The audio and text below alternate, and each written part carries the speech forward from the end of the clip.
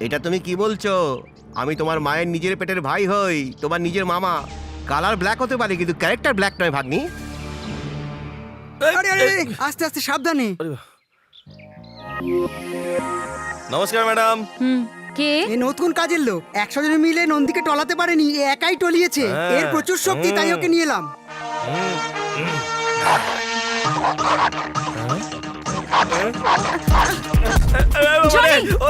বাঁচাও বাঁচাও, কুকুর কুকুর কুকুর, ওরে বাবা রে, ওরে বাবা রে। এরকম কেন করছো? আরে ভয় পেও না, ও তোমায় কামড়াবে না। নতুন বলে এরকম করছে। ছাড়ুন সব কথা, সেটা তো আপনি জানেন, আমি জানি, কিন্তু ও তো জানে না। আরে ওরে, আরে দেখতে সুন্দর হয় কিন্তু আরে নিচে নেমে এসো, পড়ে যাবে তুমি। অনেকবার কামড়েছে। আরে আরে ভেঙে যাবে যে সব। আরে ওরে আমার পেছনে কেন ধরেছি? যা যা যা যা যা যা যা ভাই যা যা। ওরে বাবা রে, আরে আমার পেছনে কেন তাড়া করেছি রে? মালকিন, মালকিন আমার বাঁচান, মালকিন। ওরে বাবা রে, ওরে বাবা রে, মালকিন বাঁচান। এই যাত্রা বেঁচে গেলাম। নিচে আরে নামো। এই সেম জায়গা। নামাও ওকে। ওই দেখুন দেখুন দেখুন, আমার এদিকে আসছে। আরে কে আছো? নামাও একে। জানি জানি জানি জানি। নামো। আয় যাকে আমার কাছে। আপনি ছিলেন বলে ছোট বাঁচলাম। কুকুরকে দেখেছে ভয় পায়, সে কাজ কি করবে? মেম সাহেব, এই আসলে কুকুরের সাথে না আমার বেশি পটে না। এই যে আমার হাত দেখছেন, এটা কিন্তু সাধারণ হাত না। কারোর উপর একা পড়লে আকাশের তারা দেখবে। এই একটা ছোট কুকুরকে আকাশের কি তারা দেখাবো? আচ্ছা, এত জোর তোর হাতে? এক ঘাপ পড়লে তবেই তো বুঝতে পারবে। আমাদের ম্যানেজারকে মারতে পারলে বুঝবো। আমাকে? কেন তুমি পুরুষ নও? আরে আমার মনে হয় উনি ভয় পেয়ে গেছেন। ছেড়ে দাও ছেড়ে দাও ছেড়ে দাও। আমার ভয় কিসের? মারো। মালটা কে বলুন তো? রেডি হয়ে আছে দেখছি মার খাওয়ার জন্য। ও জন্ম থেকেই ওরকম, টেকনিক্যাল ও, প্রবলেম। আচ্ছা, জন্ম থেকেই এরকম। No problem. জয় বজরং বলি কি। আরে এ কি আমাদের ম্যানেজারকে মেরে এটা ফ্ল্যাট কি করে দিল? হলো? ম্যানেজার আমি কি করব? ও তো নিজেই রেডি ছিলেন মার খাওয়ার জন্য। জলের ছিটা দিয়ে দাও মুখে, উঠে পড়বে। দাদা দাদা, এটা কি একটা বস্তা নিতে 4 জন লাগে? এটা তো ভারী গমের বস্তা। এখানে গমের বস্তা তুলতে 4 জন লাগে? আরে তোরা রুটি খাস না ঘাস খাস? হ্যাঁ নামা। হ্যাঁ। এই তোরা সবাই এখান থেকে। জয় বজরং বলি কি।